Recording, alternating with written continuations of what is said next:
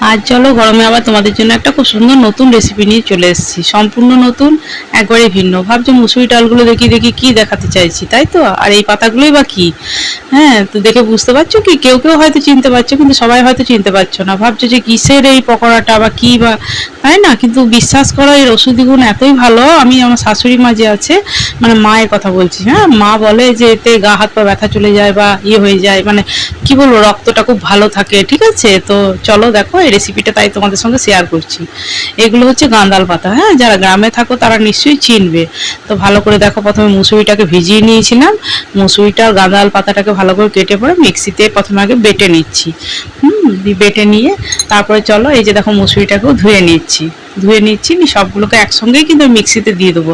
তোমরা শিলেও বেটে নিতে পারো, যার যেটা সুবিধা হবে সে সেটা কিন্তু করতে পারো।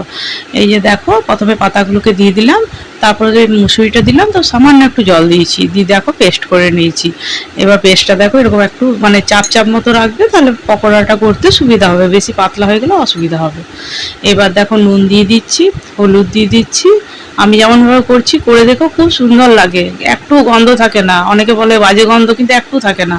আর দেখো ঝাল লঙ্কার গুঁড়ো, সামান্য একটু চিনি দিয়েছি, আর পেঁয়াজ কুচি দিচ্ছি, কাঁচা লঙ্কা দিলাম, আর দেবো সামান্য একটু রসুন মানে ঘষা, আর আদা ঘষা, আর একটু দেবো খাবার সোডা। ঠিক আছে, দিয়ে ভালো করে মেখে নেবো। হ্যাঁ, সুন্দর করে মেখে নিতে হবে।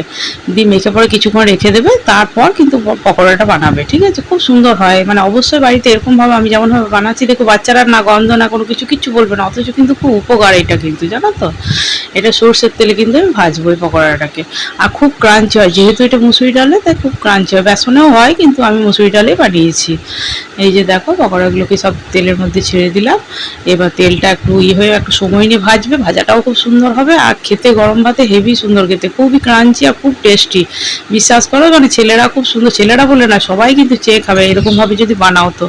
আর অবশ্যই আমার ভিডিওগুলো কেমন লাগছে তোমাদের, তোমরা তো জানাচ্ছেও না কিছুই না। কেমন লাগছে অবশ্যই কমেন্ট বক্সে জানাবে। যদি ভালো লাগে তো চ্যানেলটাকে লাইক সাবস্ক্রাইব শেয়ার করে পাশে থেকো, একটা লাইক দিও, আর বেশি বেশি করে শেয়ার করো বন্ধুদের সঙ্গে।